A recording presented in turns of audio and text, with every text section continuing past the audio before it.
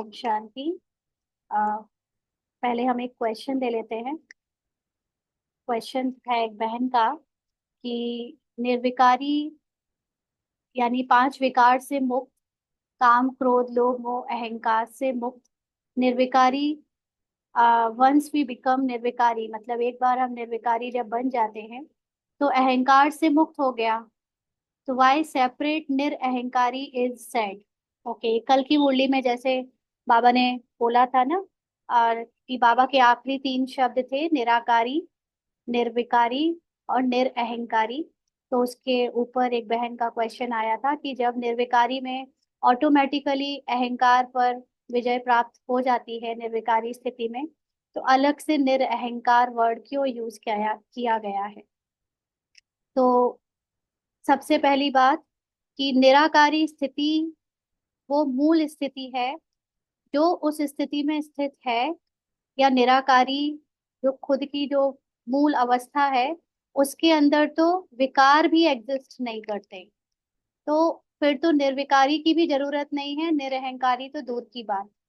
लेकिन ये तीनों चीजों को अलग अलग कॉन्टेक्स्ट में बाबा ने उन बच्चों से कहा जो बच्चे देह भान में अभी पुरुषार्थ कर रहे हैं अपने को आत्मा अनुभव करने का। तो जब तक वो आत्मा अनुभव उनका नेचुरल नहीं हो जाता, तब तक पार्ट बजाते समय एज अ ब्राह्मण पार्ट में तीन स्टेजेस का पुरुषार्थ बाबा ने शॉर्टकट बताया, जिसमें से जब भी कुछ संकल्प करे, कुछ करे क्या, हर समय संकल्प होता है ना, कुछ नहीं संकल्प करना है ये भी एक संकल्प है। तो संकल्प में सदा अपने को निराकार आत्मा के रूप में अनुभव करें। तो संकल्प मतलब निराकार स्थिति में स्थित रहें। फिर क्योंकि अभी ड्रामा से बात, बाबा पार्ट से बात कर रहा है, तो पार्ट में तो विकारों का पार्ट है ना। तो क्योंकि ब्राह्मण पार्ट भी कोई देवी देवता का पार्ट तो है नहीं, ब्राह्मण का पार्ट मतलब युद्ध का पार्ट, जहाँ पर विकार और ज्ञान की लड़ाई हो रही है। तो उस समय निर्विकारी स्टेज कब रखें, जब हम कर्म करें, है ना, कोई भी कर्म करें उसमें हमारे द्वारा फिजिकल कर्म या कुछ भी करते समय विकारों की उसमें से भान ना आए। जैसे मोह में आकर किसी के साथ हम कर्मों का संबंध ना बनाएं, अहंकार के उसमें आकर हम किसी के साथ व्यवहार में ना आए ना, काम के वश होकर हम किसी से संबंध में ना आए, कर्मों में ना आए, लोभ के वश होकर हम किसी से लेन देन ना करें। तो ये सारे कर्म करते ध्यान रखें कि हम हमें निर्विकारी को स्टेज को याद रखकर कर्म करना है।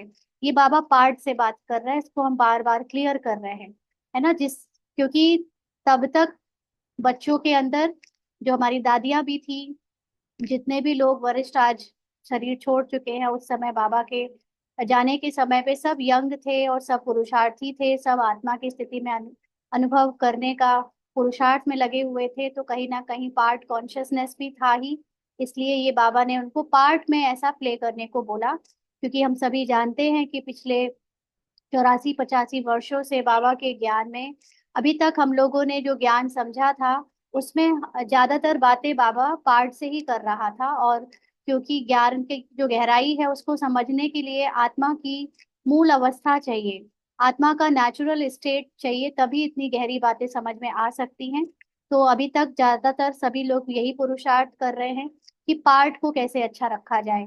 ब्राह्मण पाठ में हम किसी को दुख ना दे, दुख ना ले, ब्राह्मण पार्ट में हम निर्विकारी रहे, ब्राह्मण पार्ट में हम निरअहंकारी रहे, मतलब कुछ भी ऐसा ना बोले जिससे अहंकार दर्शाए दर्शाया जाए, है ना। तो ये सारा पार्ट से बात होती है, और अभी तक पुरुषार्थ भी हमने ऊपर से करने का करा।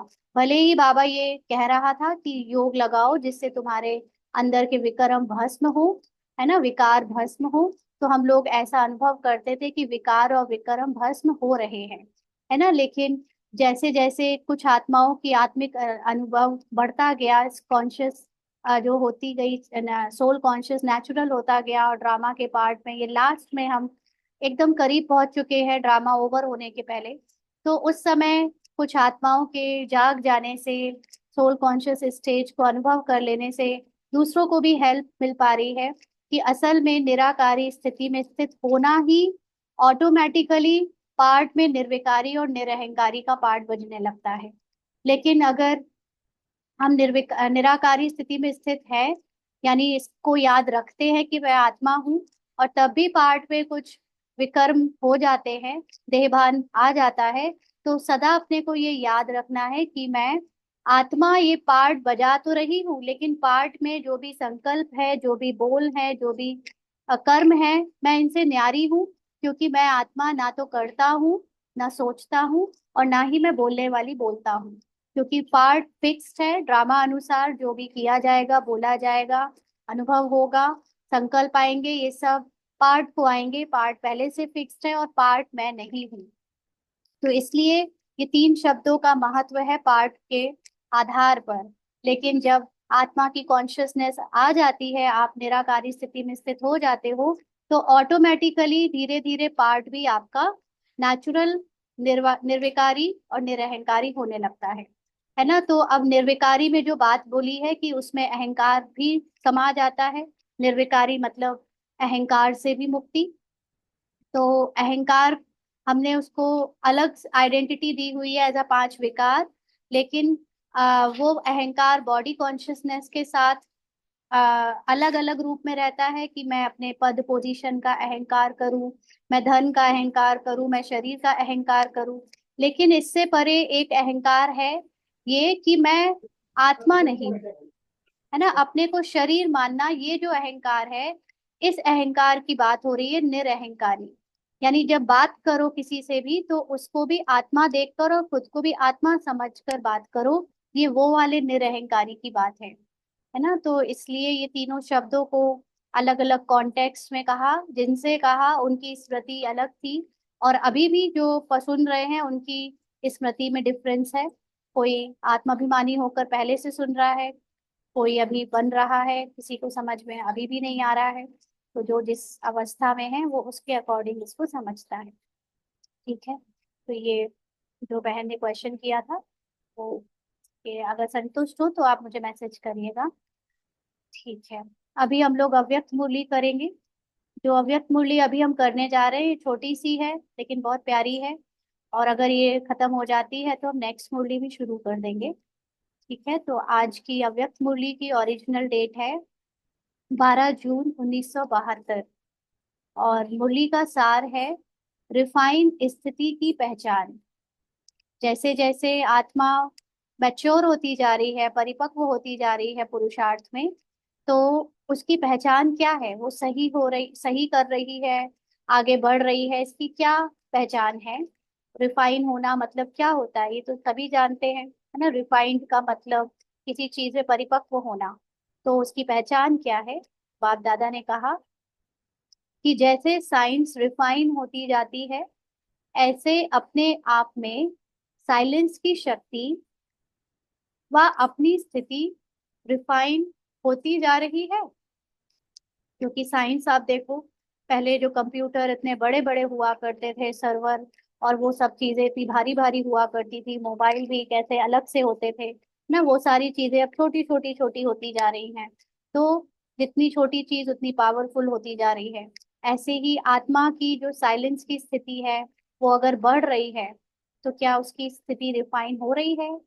यानी चेक करें हम अपना, तो किस आधार पर चेक करेंगे। तो बाबा ने कहा कि जब रिफाइंड चीज होती है, उसमें क्या क्या विशेषता होती है। रिफाइंड चीज जो होती है, उनकी क्वांटिटी भले कम होती है, लेकिन क्वालिटी पावरफुल होती है ना। आप को पता होगा, जैसे जब कोई भी क्रूड ऑयल निकाला जाता है कुओं से, जो वेल होते हैं ना पेट्रोलियम के, उसमें सबसे ज्यादा अशुद्ध चीज होती है, पहले वो निकलती है, फिर और शुद्धता बढ़ती है, ऐसे करते करते पेट्रोल काफी शुद्ध होता है। और उसमें भी सुपर रिफाइंड पेट्रोल ही यूज होता है एरोप्लेन रॉकेट को यूज करने में, फ्यूल की तरह, है ना। तो जो जितनी शक्तिशाली चीज होती है, उसको चलाने के लिए उतनी ही रिफाइंड चीज चाहिए। तो ऐसे ही हमारे पुरुषार्थ में जो हमारी आत्मिक अवस्था है, जो हमारा सत्य है, हम जिस सत्य की स्थिति को अपने अंदर अनुभव कर रहे हैं, क्योंकि आत्मा खुद को अनुभव कर नहीं सकती। आत्मा तो है ही निराकारी, निरसंकल्प, स्थिति में, है ना। लेकिन उसको अनुभव करने के लिए संसार में आना पड़ता है। फिर वो अपने अनुभव से धीरे धीरे 2500 वर्ष अनुभव करने के बाद खो जाती है दुनिया के देहभान में। फिर लास्ट में आकर ज्ञान के द्वारा अनुभव करती है। तो उसमें जो अनुभव कर रहा है वो बेसिकली मन बुद्धि आत्मा को अनुभव करने की कोशिश कर रहे हैं। लेकिन वो मन और बुद्धि का जब तक अस्तित्व ड्रामा के कंट्रोल में है, जब तक मन और बुद्धि ड्रामा में फंसी हुई देह भान की आइडेंटिटीज में फंसी हुई है, तब तक वो आत्मा के सत्य से दूर है और आत्मा को उतना अच्छे से जान नहीं सकती, अनुभव नहीं कर सकती। लेकिन वही मन बुद्धि अगर ड्रामा से छूट रही है और अपने सत्य के करीब पहुंच रही है, तो फिर उसके अंदर क्या चेंजेस आएंगे मन में और बुद्धि में। हाँ, तो बाबा ने कहा कि रिफाइंड चीज जो होती है उनकी क्वांटिटी भले कम होती है लेकिन क्वालिटी पावरफुल होती है। जो चीज रिफाइन नहीं होगी उसकी क्वांटिटी ज्यादा और क्वालिटी कम होगी। तो यहाँ पर भी हम लोगों के अंदर जो संकल्प आते हैं, कर्म होते हैं, है ना, वो देखना है कि पहले जब हम ड्रामा में फंसे हुए थे तो कितना कितना सोचते थे, और सोचते भी थे तो उसकी क्वालिटी बहुत गिरी हुई होती थी। और जितना जितना हम ड्रामा से फ्री हो रहे हैं, आत्मा के सत्य की तरफ मन बुद्धि बढ़ रहा है ना, तो उसके अंदर संकल्प भी कम हो रहे हैं और क्वालिटी भी पावरफुल हो रही है, माना संकल्प सिद्ध हो रहे हैं। तो इसी तरह बाबा ने कहा, तो यहाँ भी जबकि रिफाइन होते जाते हैं, यानी आत्मा के सत्य के करीब अनुभव बढ़ता जाता है, तो कम समय, कम संकल्प, कम एनर्जी में जो कर्तव्य होगा वह 100 गुणा होगा और हल्कापन भी हो जाता है। तो जैसे जैसे अवस्था हमारी सोल कॉन्शियस स्टेट बनती जाएगी, तो कम संकल्प आएंगे, कम एनर्जी वेस्ट होगी और कम टाइम में वो सारे काम हो जाएंगे जो पहले हमें बहुत मेहनत से करने होते थे। जैसे दादियों का एग्जाम्पल है, ब्रह्मा बाबा का एग्जाम्पल है कि पहले, है ना, हर किसी ने ये स्टेजेस क्रॉस की होती है कि हम लोगों ने पहले फिजिकल बॉडी, फिजिकल पहचानों के साथ कर्म करते थे और भारी हो जाते थे कि पता नहीं होगा कि नहीं होगा, है ना। संदेह होता था अपने ऊपर भी और अपने भाग्य के ऊपर भी। बाबा मिला तो बाबा ने कहा, बच्चे मैं हूं ना, तुम्हारे सारे काम करूंगा। तो हमने बाबा के साथ एक्सपेरिमेंट किया, देखा कि वाकई काम होते हैं, है ना। लेकिन पूरी तरह समर्पण तब भी नहीं था, सोचते थे कि हाँ चलो ठीक है ना। लेकिन अब बाबा के साथ के बाद पुरुषार्थ में अगर हमने अपनी सोल कॉन्शियस स्टेज नहीं बढ़ाई है, बाबा को जस्ट बाबा के नाम की चाबी से चला रहे हैं, लेकिन अपने को आत्मिक अवस्था का फ्यूल नहीं भर रहे हैं, तो फिर एक टाइम के बाद उसमें भी स्थिरता आ जाती है, अचीवमेंट्स में, प्राप्तियों में या परिवर्तन में, है ना। फिर एक टाइम के बाद हमें और ही ज्यादा सताने लगता है, क्योंकि पहले तो परख नहीं थी सही गलत की। गलत करते थे तो खुश होते थे कि आज ना फलाना से लड़ाई हो गई, मजा आ गया, हाँ, दूसरे को दो चार गालियां दे दी, मजा आ गया। लेकिन अब तो वो भी नहीं कर सकते। अब तो सही गलत और अच्छे बुरे की पहचान है, तो अंदर ही अंदर आता है बहुत कुछ, लेकिन बदल भी नहीं पा रहे, खत्म भी नहीं कर पा रहे और बोल भी नहीं पा रहे हैं। तो एक टाइम के बाद और भी ज्यादा ये पुरुषार्थ काटने लगता है, क्योंकि आत्मा के सत्य में अभी स्थित होना नहीं सीखा है। और बाबा की मदद भी मिलती है, लेकिन वो भी एक लिमिट के बाद बंद हो जाती है ना। एक चीज, कुछ फिजिकल चीजें तो मिलती हैं बाबा के याद में, लेकिन जो नेचर में, जो ड्रामा के पार्ट का जो नेचर चल रहा है, व्यवहार, उसमें परिवर्तन नहीं आ पाता है एक टाइम के बाद, एक लिमिट के बाद। और उसमें जो परिस्थितियां आती हैं वो भी लगातार सेम सेम सेम बार बार आ रही हैं और बल्कि बढ़ती जा रही हैं। हमें हमारे सत्य को जब तक अनुभव नहीं कर लेंगे वो और बढ़ती जाती हैं, तो अंदर से भारी हो जाते हैं, फिर ब्राह्मण्स भी बहुत भारी हो जाते हैं, है ना। तो अगर आपका पुरुषार्थ ठीक चल रहा है, आप रिफाइन हो रहे हो, यानी आपकी सोल कॉन्शियस स्टेट बढ़ रही है, तो इसका प्रूफ है, पहचान है कि आपके कम समय लगेगा, कम संकल्प आएंगे और कम एनर्जी में आपके बड़े बड़े कर्तव्य होंगे। यानी आप हल्के रहकर 100 गुणा काम कर सकोगे, जैसे कि दादियों ने किया, है ना। इतने बड़ी बड़ी जिम्मेदारियां कहाँ, तो आज एक घर में अगर शादी भी होती है, 1000 लोग का खाना है, तो पूरे घर के लोग इतनी भारी होकर एक साल से पूरी तैयारियां करते रहते हैं। और कहाँ पर बाबा के घरों में, आश्रमों में या मधुबन में भी, है ना, हजारों लोगों के लिए खाने की व्यवस्था, कितनी नेचुरली और हल्केपन से होती जाती है। तो जो सोल कॉन्शियस स्टेज है वो आपके अंदर हल्कापन लाएगी, है ना, और संकल्प सिद्ध करेगी बिना भारी हुए। तो वह कभी नीचे नहीं आवेगा, ना चाहते भी स्वतः ही ऊपर स्थित रहेगा। नीचे नहीं आवेगा मतलब अपनी आत्मा की स्मृति को भुलाएगा नहीं, देह की मिट्टी में डूबेगा नहीं, यहाँ के पहचानों में, यहाँ के मोह में अपने को बार बार बिधाएगा नहीं। तो ये है रिफाइंड क्वालिफिकेशन। जिसके अंदर ऐसा है तो वो चेक कर ले कि हमारी पहले से स्थिति कैसी हुई है, कितने रिफाइंड हम हुए हैं।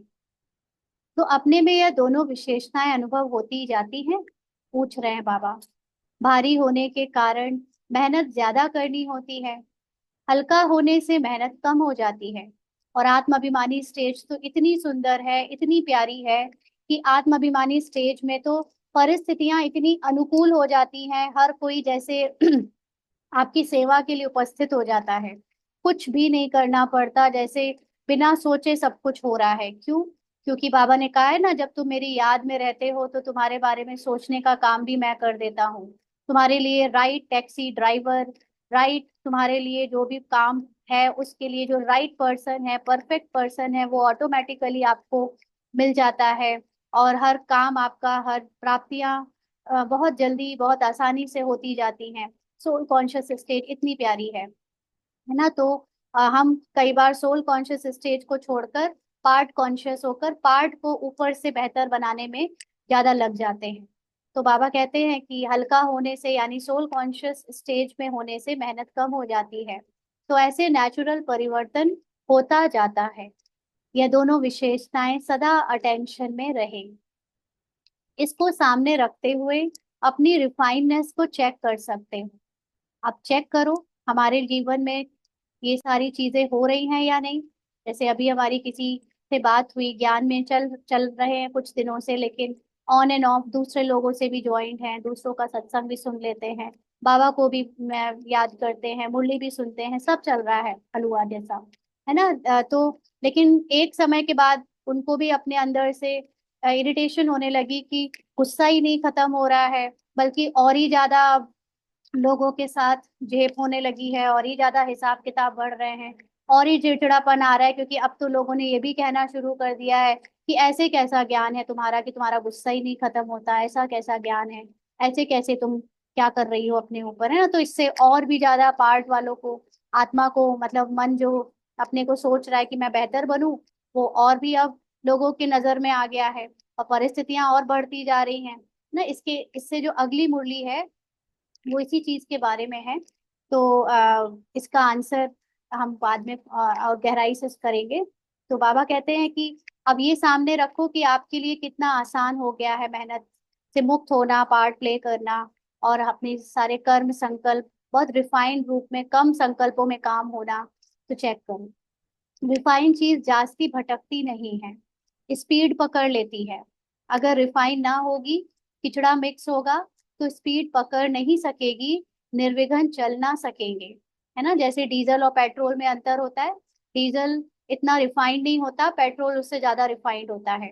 तो डीजल गाड़ी में आप पेट्रोल भले डाल दो, लेकिन पेट्रोल गाड़ी में डीजल चला के नहीं चला सकते, क्योंकि डीजल में कचरा मिक्स हो जाता है।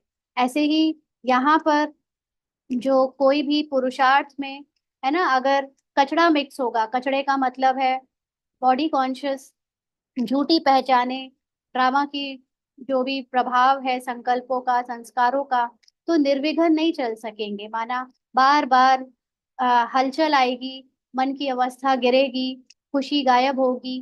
तो एक तरफ जितना जितना रिफाइन हो रहे हो, दूसरी तरफ उतना ही छोटी छोटी बातें व भूलें व संस्कार जो है उनका रिफाइन भी बढ़ता, उनका फाइन भी बढ़ता जा रहा है। अच्छा, यही इसी मुरली में आ गई है वो बात, मुझे लगा वो नेक्स्ट मुरली थी। तो बाबा ये एक यहाँ पर वार्निंग भी दे रहा है कि जितना जितना रिफाइन हो रहे हो, माना आत्मा के अनुभव को याद अपना जितना बढ़ा रहे हो, योग का बल इकट्ठा कर रहे हो, उतना ही आपके लिए जो छोटी छोटी बातें हैं, भूले हैं, संस्कार हैं, 63 जन्म के, वो और ही आपको फाइन दे रही है। माना उनका फाइन आपके ऊपर बढ़ता जा रहा है।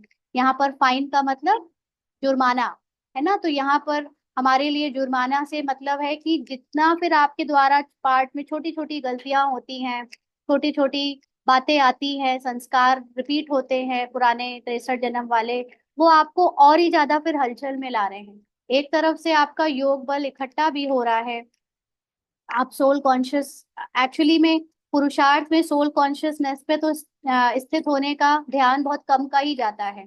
ज्यादातर लोगों का ऊपर से पुरुषार्थ अच्छा होने का, कि हमारा 8 घंटे का चार्ट हो जाए, अमृत वेला उठ जाए, भोजन में हम जो है अपना बना हुआ खाना खाएं, और ऐसी बातों पे ध्यान ज्यादातर मेजोरिटी का है ना। और हम सेवा बहुत करें।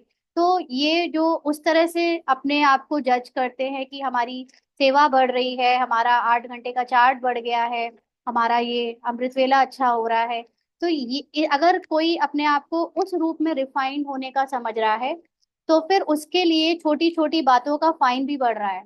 क्योंकि उसके लिए फिर जब पेपर तो बढ़ेंगे ही, है ना, क्योंकि आपके अंदर जो अभी आत्मा के अनुभव में स्थित होकर जो बातें परिवर्तित हो जानी चाहिए थी, वो नहीं हुई है। ऊपर ऊपर से श्रृंगार कर लिया है, ऊपर ऊपर से दुनिया के सामने हम फेमस हो गए as a BK teacher, Brahma Kumari ब्राह्मण, लेकिन अंदर जो कमी कमजोरी थी उस पर काम नहीं किया। काम क्यों नहीं किया? क्योंकि ऊपर से इतना मिल गया, ऊपर से इतनी अच्छी पहचान मिल गई, इतने जिज्ञासु के हम निमित्त बन गए, तो अंदर की चीजें ठीक करने का अब कोई इंटरेस्ट नहीं रह गया, क्योंकि उतने में जब सब कुछ मिल रहा है तो क्यों चेंज करना। लेकिन जिनको आ, ऐसा नहीं है, मतलब जिनको उतने में संतुष्टि नहीं है, तो वो चेक करेंगे अब ऐसा समय आ गया है कि अब वो जो छोटी छोटी भूलें और संस्कार जो अभी तक छुपा लेते थे, है ना, ऊपर की लेयर्स के अंदर, उसका फाइन बढ़ता जाएगा। माना आपके अंदर उससे हलचल बढ़ती जाएगी,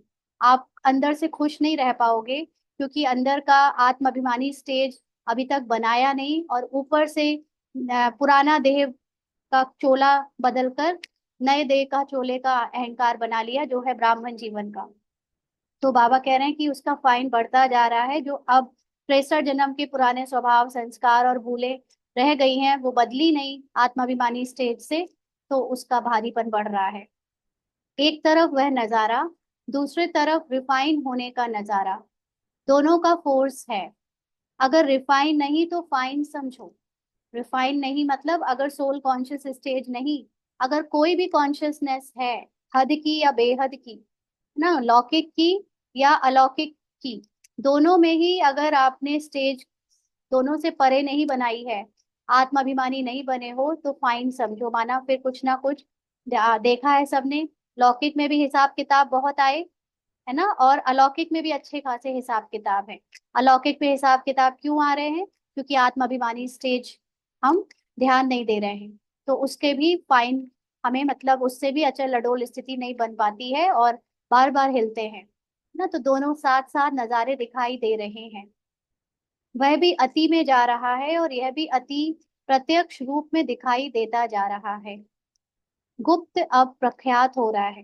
तो अभी तक जो कमियां कमजोरियां, है ना, जो देह भान छुपा के रखा था अपने अंदर, सबको कहते तो थे कि हम आत्मा हैं, आप आत्मा हैं, लेकिन अपने को कभी आत्मा नहीं समझा। पार्ट में जूनियर सीनियर, हम इतने अनुभवी हैं, हम इतने साल से ज्ञान में हैं, हम हमारी ये विशेषता है, हम ऐसे ब्राह्मण हैं, हम ब्रह्मा माँ बाप बाबा के साथ रहे, हम दादियों के साथ रहे, हम इस सेंटर के इंचार्ज हैं, हम उस सेंटर के इंचार्ज हैं।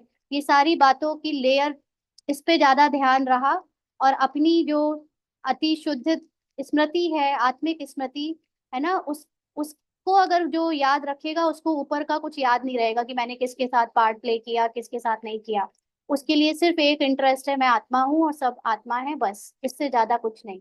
तो मुझे ऐसे ही अ, चिंतन चल रहा था, ऐसे ही जस्ट शेयर कर रही हूँ, कोई इसको अदरवाइज ना ले, कि अभी तक जितने भी लोग हमारे वरिष्ठ में गए, उसमें एक दादी जानकी और एक गुलजार दादी, उसके पहले का मुझे नहीं पता, जब से मैं ज्ञान में आई हूँ और जिसमें जब से सेवा का होश संभाला है, और सेवा में अलग अलग अनुभव मिले हैं सबके साथ, सेंटर में रहकर, मधुबन में जाकर, और अपने पर्सनल ऐसे सेवा करके, तो उसमें हमने सबका नोटिस किया कि जब तक ब्रह्मा बाबा थे, ब्रह्मा बाबा के सामने उनकी माता उनकी युगल ने शरीर छोड़ा बंबई में, और भी उनके भतीजे ने और भी कईयों ने शरीर छोड़ा, लेकिन ब्रह्मा बाबा के सामने बाबा ने कभी भी किसी का अंतिम संस्कार अपने सामने बहुत शो से नहीं कराया।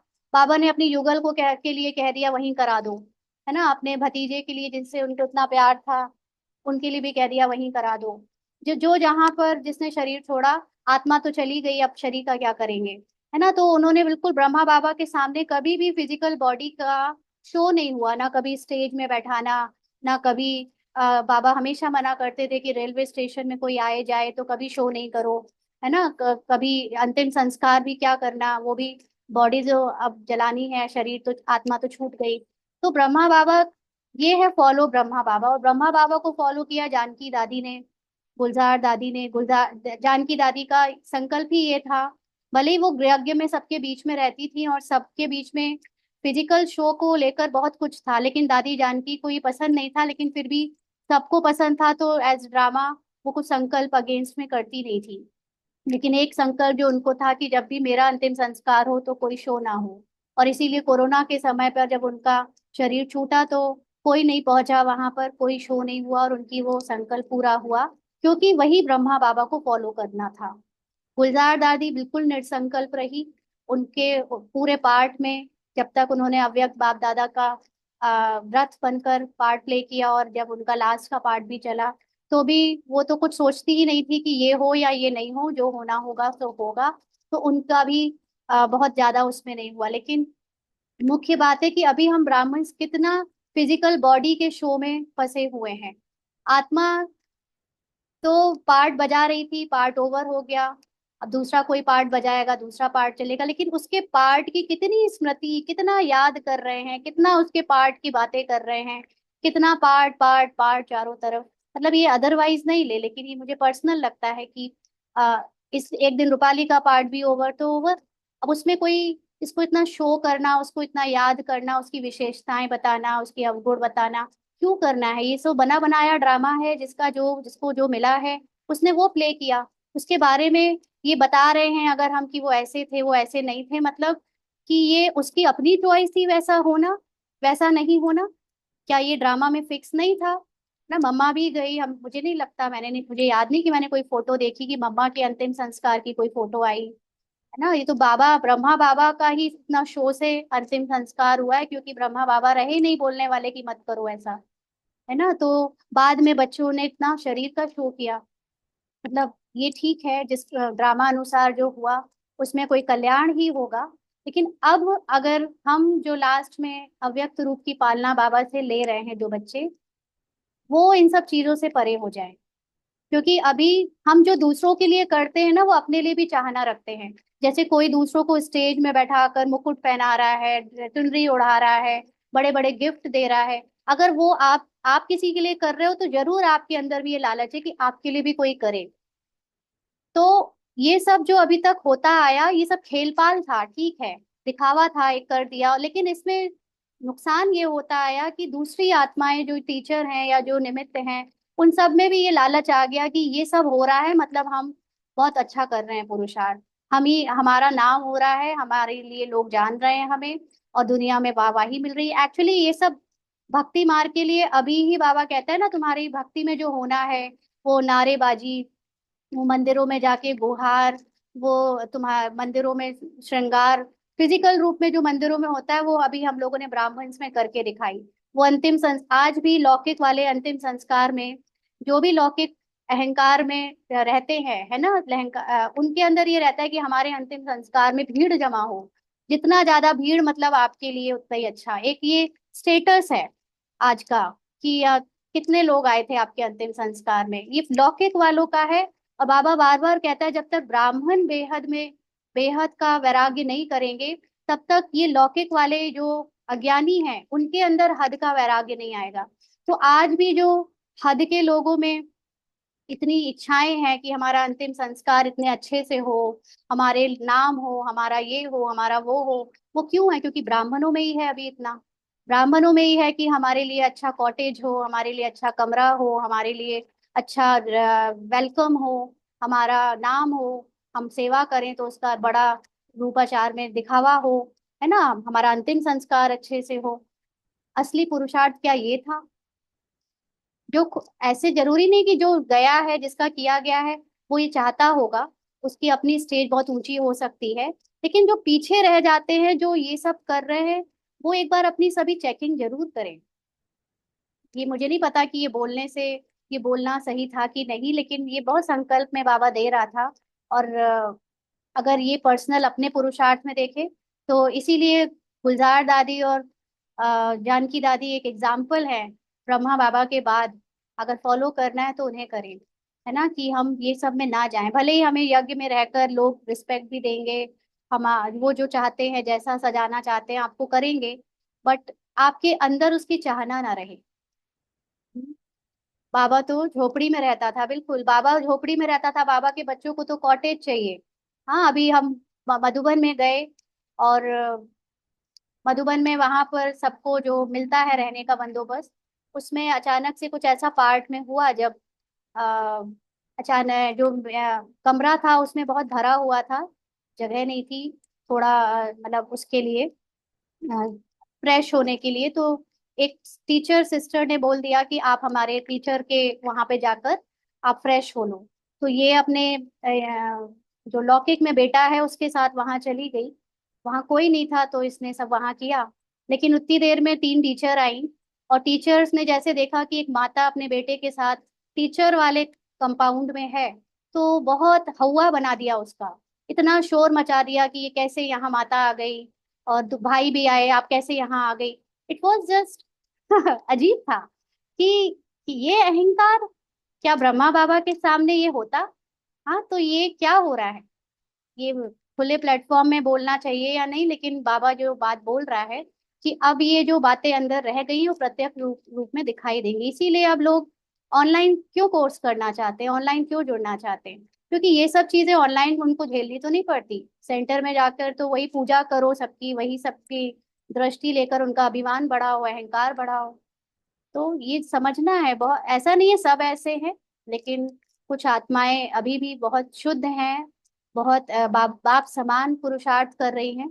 लेकिन हम जो नहीं कर रहे हैं उनको ये बात बाबा की समझनी चाहिए कि बाबा सबको बराबर रखता है, कोई ऊपर नीचे नहीं है। और कई ब्राह्मण उनको सपोर्ट भी करते हैं। उनको ये खुद ही को नहीं पसंद होता कि हम इतने शक्तिशाली दिखे, हम इतने ऊंचे पुरुषार्थी दिखे, तो वो दूसरी आत्माओं को जो निमित्त बनी है उनको एक्स्ट्रा इम्पोर्टेंस देते हैं, और उन्हीं के कारण वो एक्स्ट्रा अहंकार में रहते हैं। तो हमें पहले तो अपना स्वमान जगाना है कि सब बाबा के लिए तो बराबर है। बाबा गृहस्थी थे, बाबा ने गृहस्थियों को आगे बढ़ाया। बाबा के सामने किसी गृहस्थी के साथ भेदभाव नहीं हुआ, है ना। तो ये चीज अब जो करते हैं वो समझे कि अगर बाप समान बनना है तो अपनी ऊपर से जो हम कर रहे हैं वो चेंज करने की जरूरत है, नहीं तो समय तो कराएगा ही। है, बाबा कहते हैं गुप्त प्रख्यात हो रहा है। तो तो जब दोनों बातें प्रत्यक्ष हो, उसी अनुसार ही तो नंबर बनेंगे। माला हाथ से नहीं पिरोनी है। हम्म, माला हाथ से नहीं पिरोनी है मतलब ये कोई ब्राह्मण डिसाइड नहीं करेंगे कि कौन नंबर वन है, कौन नंबर टू है, कौन नंबर थ्री है। ये अपना चलन से स्वयं अपना नंबर ले लेते हैं। अभी नंबर फिक्स होने का समय आ रहा है। इसीलिए दोनों बातें स्पष्ट दिखाई दे रही हैं, और दोनों को देखते हुए साक्षी होकर हर्षित रहना है ना। अब साफ साफ दिखेगा, जिसको हम बहुत ऊंचा पुरुषार्थी समझते थे उसका फॉल दिखेगा। जो कभी तक सीन में ही नहीं था वो राइज होते हुए दिखेंगे। लेकिन जो भी दिखे उसमें साक्षी होकर खेल को खुशी खुशी हर्षित होकर देखना है। खेल भी वही अच्छा लगता है जिसमें कोई बात की अति होती है ना। वही सीन अति आकर्षण वाली होती है। अब पिक्चर कोई बनाई किसी ने, उसमें कुछ इंटरेस्टिंग क्लाइमेक्स ही ना हो, तो वो पिक्चर फ्लॉप हो जाती है। या तो उस पिक्चर में बहुत जनता को रुला दे, या हंसी बहुत करवा दे, या बहुत डरा दे, कुछ तो ऐसा हो जिससे वो पिक्चर हिट हो, है ना। तो ऐसे ही यहाँ पर भी हर सीन अब अति में जाएगी। बाबा कहते वही सीन अति आकर्षण वाली होती है। अभी भी ऐसी कश्मकश की सीन चल रही है। देखने में मजा आता है ना, या तरस आता है? पूछ रहे हैं बाबा। एक तरफ को देख खुश होते, दूसरी तरफ को देख रहम पड़ता है ना। क्योंकि जो आत्माभिमानी स्थिति में स्थित है उसको तो कोई फर्क नहीं पड़ता, ना वो खुश होता है ना वो दुखी होता है, वो सिर्फ देख रहा है क्योंकि जानता है सब कुछ ड्रामा में फिक्स्ड है।